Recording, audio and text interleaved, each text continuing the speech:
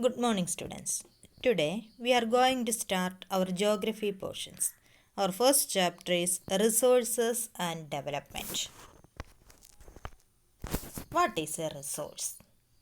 Everything available in our environment can be termed as a resource, which can be used to satisfy our needs, which is technologically accessible. That means we have to know the technology to use that resources.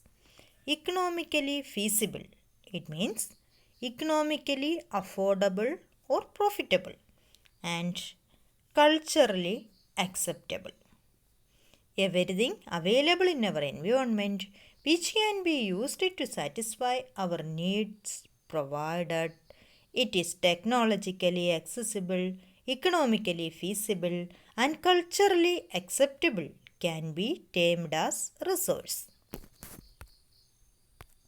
The process of transformation of things available in our environment involves an interactive relationship between nature, technology, and institutions. Human beings interact with nature through technology and create institutions to accelerate their economic development. There is a triangular relationship between nature, human beings, and technology.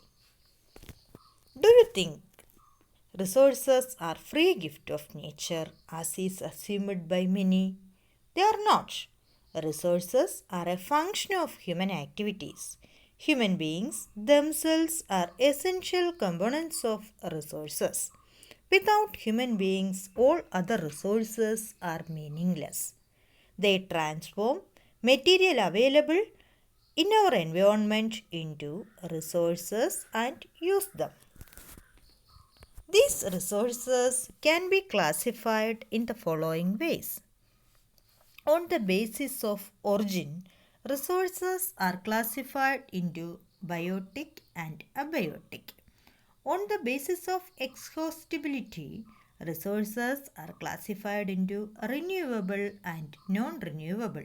On the basis of ownership, which is classified into individual, community, national, and international.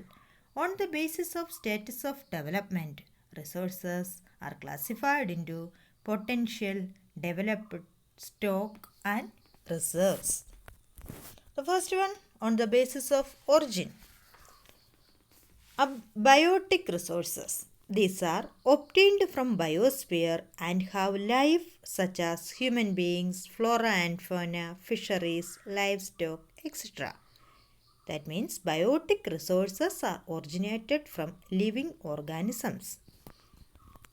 Abiotic resources.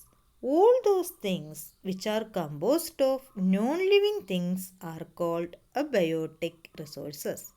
For example, rocks and metals. On the basis of exhaustibility, the resources are classified into renewable and non-renewable.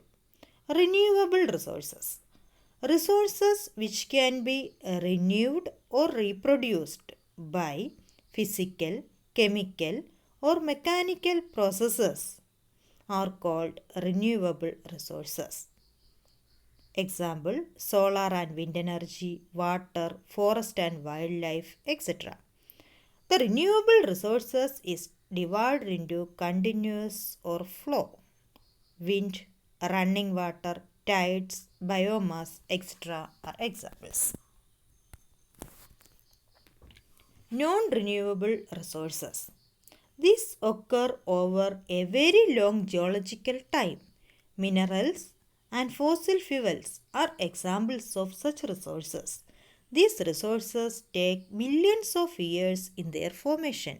Some of the resources like metals are recyclable and some like fossil fuels cannot be recycled and get exhausted with their use.